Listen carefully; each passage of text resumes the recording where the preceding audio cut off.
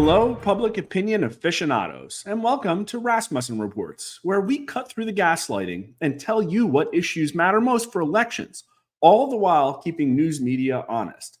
Now, it used to be a time not that long ago when pollsters like us were on news media outlets every night telling audiences what Americans like them thought.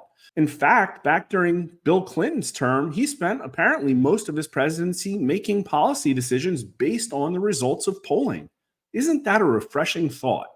But now it seems the news media is more interested in telling you what to think. And today, that seems to mostly be the war in Ukraine, the Palestinian conflict, Trump trials, of course, abortion, and then there's always the bread and circuses. But let's call that the elite basket of issues. But instead, we would love the opportunity to come on CNN, MSNBC, heck, even Fox News, to tell them how much Americans care not only about issues like the economy and the southern border, but things like election integrity, government corruption, vaccine safety, and the weaponization of the U.S. legal system.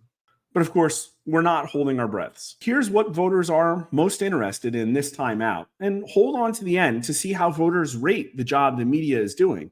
You know, they do have a responsibility to hold authority structures to account. But here are the results. Which of the following issues will be most important in this year's presidential election? And I put them in order from top to bottom. Number one is inflation, and number two is illegal immigration. And put those together, and that's a majority, 55%. The third highest issue is abortion rights, but it's only 18%. And then everything else gets under double digits. Even the war in Ukraine, and man, that has sucked up a lot of media attention, 5%. The Israeli-Palestinian conflict that's on the front page of every mainstream newspaper article, yeah, only 4% of voters care about that most. But here I've broken the issues out into a right and left basket, or a MAGA basket and the elite basket of issues. And I call it MAGA, but it's the kitchen table issues. This President Trump candidacy is a populist candidacy. And issues like inflation, illegal immigration, and violent crime matter a lot to voters. You combine those three issues, and it's 61%, a very strong majority. But you take all the other ones asked in this question: abortion rights, climate change, war in Ukraine, Israel, Palestine, and student loan debt, and that's only at 35%. The media is focusing mostly on things that people just don't care about. But here are the results broken out by age, and even amongst 18 to 39-year-old voters who mostly lean left, although in recent video we showed that Joe Biden has now lost the 18 to 39-year-old vote. But they're split on which is most important to them, MAGA issues or elite issues, and with everybody else over 40, they totally are all in on the Trump train. But there's so much here to look into, but especially with 18 to 39-year-olds, look how low abortion, climate change, and even student loan debt is. Only 4% of 18 to 39-year-old voters care most about student loan debt. And this is a president who has put through multi-billion-dollar student loan forgiveness plans. And there's another clue on here that shows you that all those protests at colleges are probably AstroTurf. Only 4% of 18 to 39-year-olds say that the Israel-Palestinian conflict is most important to them. But here are the results by party. And of course, the Democrats lean more towards the elite issues, but it's only 56% to 40%. Their number one issue is abortion, 33%, but their number two is inflation at 26%. Although, interestingly, they really don't care about illegal immigration that much. It's only 7%. And look at the other single-digit numbers in their elite basket. Climate change, 8%. Ukraine, 6%. Palestinian conflict, 8%. Those numbers are really low. Now, Republicans obviously make a ton of sense. They lean towards the MAGA issues, 69%. And their number one and number two issues are inflation and illegal immigration. They really don't have a number two. If anything, it's violent crime at 9%, and they don't care at all about the elite issues. But what's interesting here is how right the independent voters are leaning. Their number one issue is inflation, 33%. Number two, just like Republicans, illegal immigration, although they do care about abortion more. 17% of independent voters say it is their number one issue. But I thought it would also be interesting to look at the results by what people think about Joe Biden's job performance. And far and away, of anywhere in the demographics, Biden strong approvers are most bought into the elite basket of issues. In fact, a full half of Biden's strong approvers say that abortion rights is their number one issue. And their number two and number three, distant number two, number three are inflation and climate change at 14% and 12%.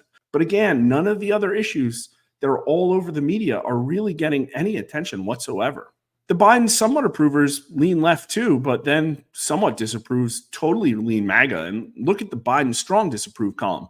40% and 42% for a combined 82% of those people think inflation and illegal immigration are number one, violent crime 7%, and everything else is 3% or less.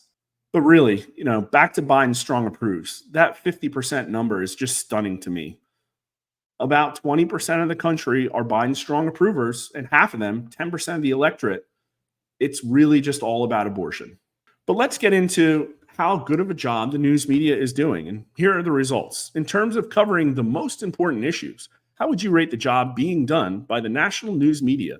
8% of the electorate says excellent. Another 20% say good, for a combined total of 28%. 23% say fair, and 46% say poor, for a combined total of 69% who say fair or poor. Now, these ratings are kind of worse than how voters rate Joe Biden on pretty much any issue, but they're not quite as bad as Congress yet. Congress essentially polls like a sexually transmitted disease when it comes to their job performance. But here are the ratings by party. And again, it's important to note this cycle how closely independents are polling like Republicans. Only 16% of Republicans give the news media a good or excellent rating, but it's only 23% of independents. 67% of Republicans and 48% of independents give news media a poor rating. But look at Democrats. These aren't exactly flying colors here. Only a 12% excellent rating and a combined 42% excellent or good. And 24% of Democrats, 1 in 4 Democrats, say the news media is doing a poor job covering the right issues. But again, here it is by Biden approval. And Biden's strong approvers by far give the news media the best marks. But still, only 21% say excellent, though a combined, 57% say excellent or good. But look at the strongly disapprove row. 78% of Joe Biden's strong disapprovers say that the media is doing a poor job covering the issues that matter most. And that's quite frankly because they've told us time and time again that essentially they think the news media is in the tank for Biden. But let's see if we can get a little bit more specific on how the news media is doing its job. Now, back in 2019, Donald Trump called the news media the enemy of the people. And man, you wouldn't believe the hysterics that caused in papers all over the world. But we thought it would be interesting to poll on that topic. And here are the results.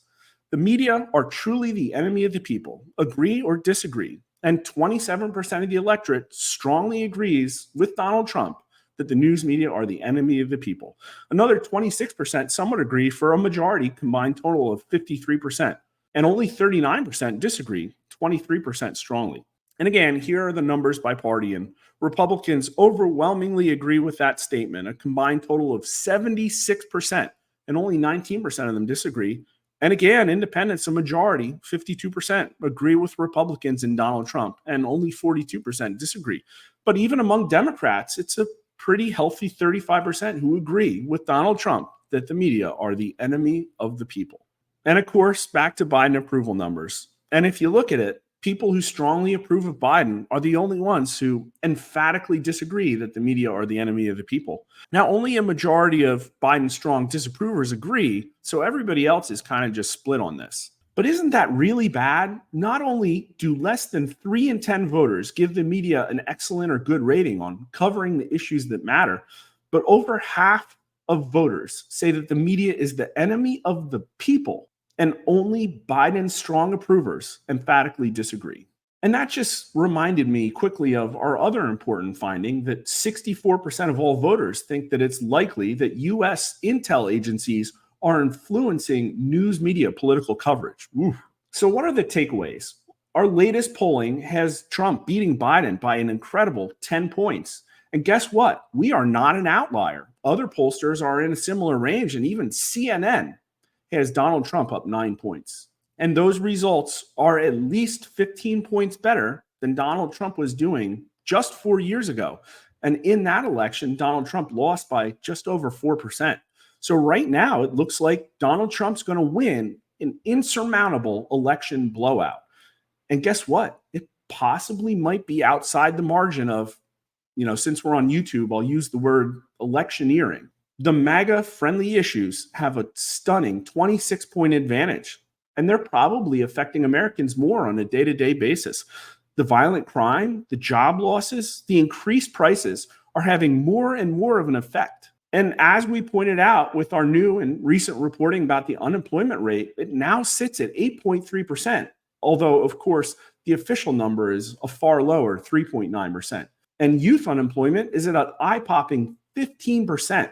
And if you saw that CNN Aaron Burnett interview of Joe Biden and the shocked Pikachu face that he made, it really doesn't look like his campaign has a plan.